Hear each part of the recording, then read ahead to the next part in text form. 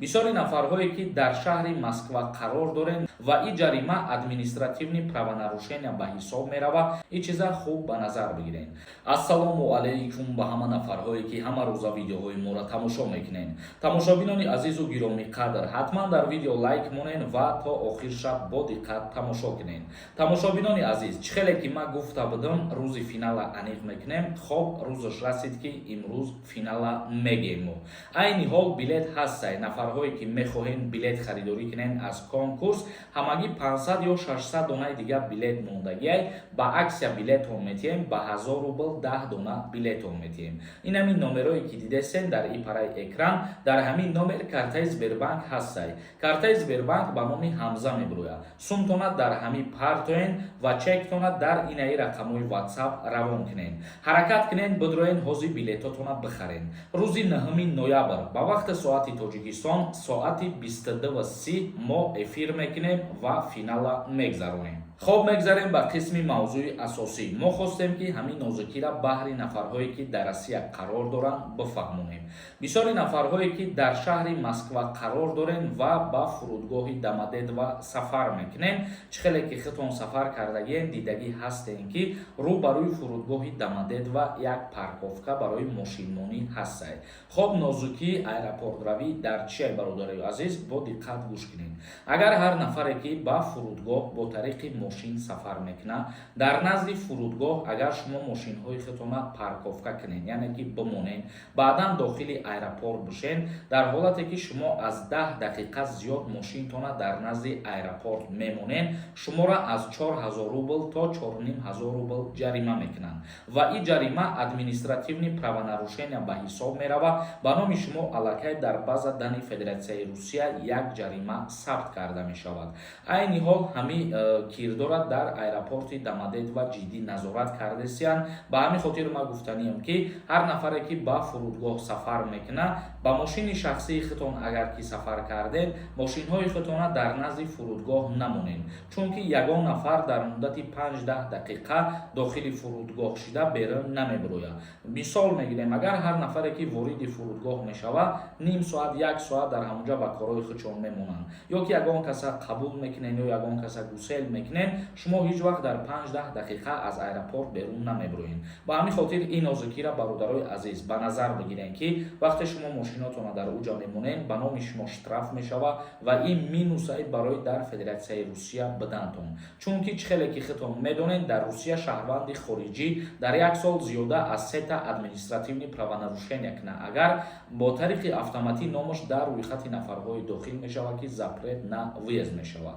ин чиза хуб ба назар бигиред. акнун комментарияҳои шуморо хонда баъдан ба саволҳотон ҷавоб мегардонем. доруҳои табобатӣ аз ширкати Шифофармо, доруҳо барои нест кардани сангу намаки гурда, инчунин доруҳо барои зиёд кардани риш ва мӯи сар ва инчунин доруҳо барои қувваи мардро зиёд кардан ва ногуфта намонад ҳиҷомаи бепул барои занҳо ва мардҳо. рақамҳо барои зан ва мард дар рӯи экран. ҳатман муроҷиат кунед. як кас нависондаи конкурс кай мешавад. рӯзи 9 ноябр мо финала аниқ кардагием, лекин то рӯзи 9 мо билет намефурӯшем. ҳамин 2 рӯзи дига билет мефурӯшем, баъд айпай билет печаткунӣ ва тайёркунӣ мешем. ба ҳамин хотир билетҳое ки ҳозир ҳастанд, я ҳаракат кунед бидроен бихарен, тамом шаванд, тезтар мо айпай билет печонӣ бишем. як кас нависонда: ассалому алайкум ака, ман фарзанд таваллуд кардагиам, фарзандам мат одиночкае. ман метавонам бигирам паспорти Россияро?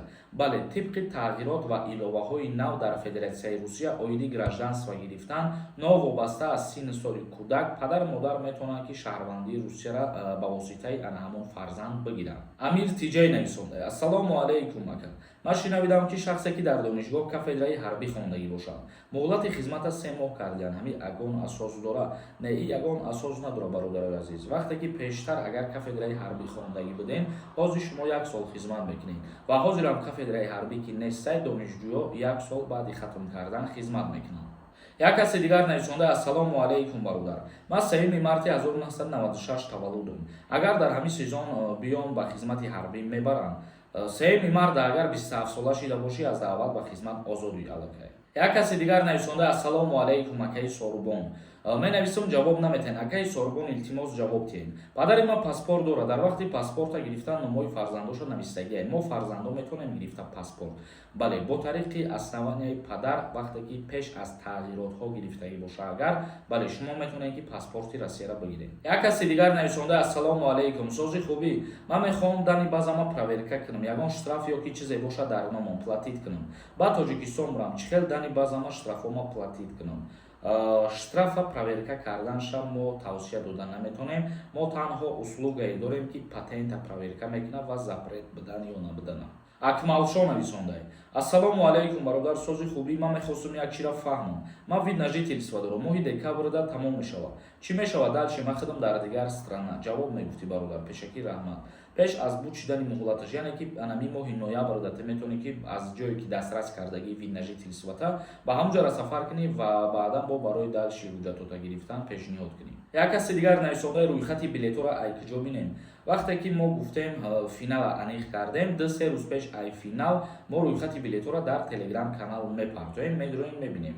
Як каси дигар нависонда: ассалому алайкум ака, воидварения дар депортатсия чӣ фарқ дорад акаҷон?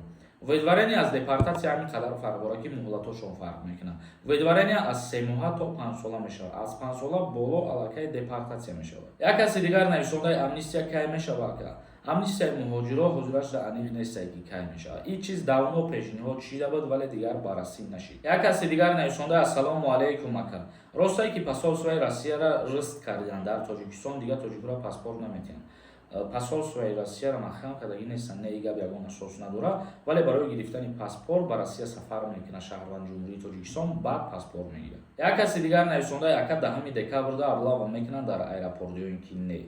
даъваткунӣ ба хизмати ҳарбӣ 27 ноябрда ба анҷом мерасад бародари азиз. Тамошобинони азизу гиромӣ қадри ман, видеоро ба ҳамин ҷамъбаст мекунем. Саволҳои иловагӣ бошад метавонем ки дар комментарӣ нависонем. То видеоҳои дигар, худованд ҳамаи мо шуморо нигаҳбон бошад.